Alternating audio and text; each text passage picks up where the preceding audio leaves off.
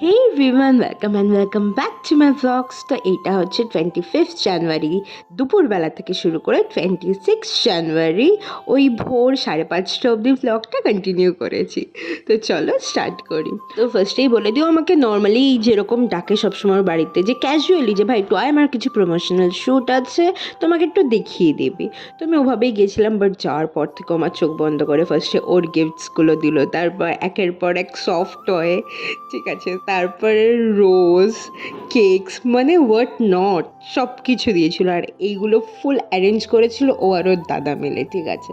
মানে আমার না এই ছোট্ট ছোট্ট এফার্টসগুলো খুব ম্যাটার করে আমার জন্য। একটা গোলাপ দেবে, ঠিক আছে, কেক লাগবে না আমার, একটা গোলাপ দেবে, 2-4টে বেলুনস হবে, ইটস এনাফ ফর মি, ঠিক আছে। তো এই সব থেকে সরি, এবার ব্যাপারটা হচ্ছে ও আমাকে রাত্রেই দিত, বাট যেহেতু প্রোগ্রামটা আমার বাড়িতে হচ্ছে, বেসিক্যালি মা বাবা আমাকে উইশ করবেই, তো সেখানে দাঁড়িয়ে আমি আর ওর বাড়িতে জিনিসটা নিইনি, ঠিক আছে। বাট আমি ওকে বলেছিলাম যে ভাই আমার বাড়িতে কিন্তু রাত্রেবেলা থাক। আরেকটা কথা, ও সবসময় বলে আমি নাকি ওকে মারি, এই দেখো সামনাসামনি প্রুফ কে কাকে মারে, ঠিক আছে।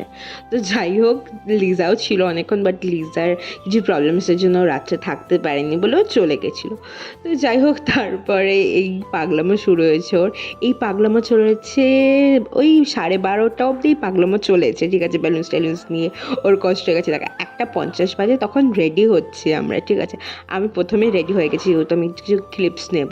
ও পরে রেডি হয়েছে, এখানে আমাকে দিয়েছিল, আমার ওকে যে চুমু খেতে কি ভালো লাগে, আমার মনে হয় স্বাধীন ওকে বসে চুমা করে, এই মিস বাদ দাও। তো তারপরে এই যে কেক কাটিংয়ের পর্ব, এইটা আমরা ওই নিয়ার বাই 2:30 নাগাদ শুরু করেছি, ঠিক আছে। আর এখানে ভাবছিলাম সুন্দর একটা ভিডিও ক্লিপ হবে, ও দেখো সামনে স্নো স্প্রেটা নিয়ে কী অসভ্যর মতন কাজবাজ করে গেছে। যাই হোক, তারপরে কেক কাটিং হলো, মা বাবা উইশ করে চলে গেছিলো ঘরে, বলছে নে তোরা দুইজন কর যা করবে।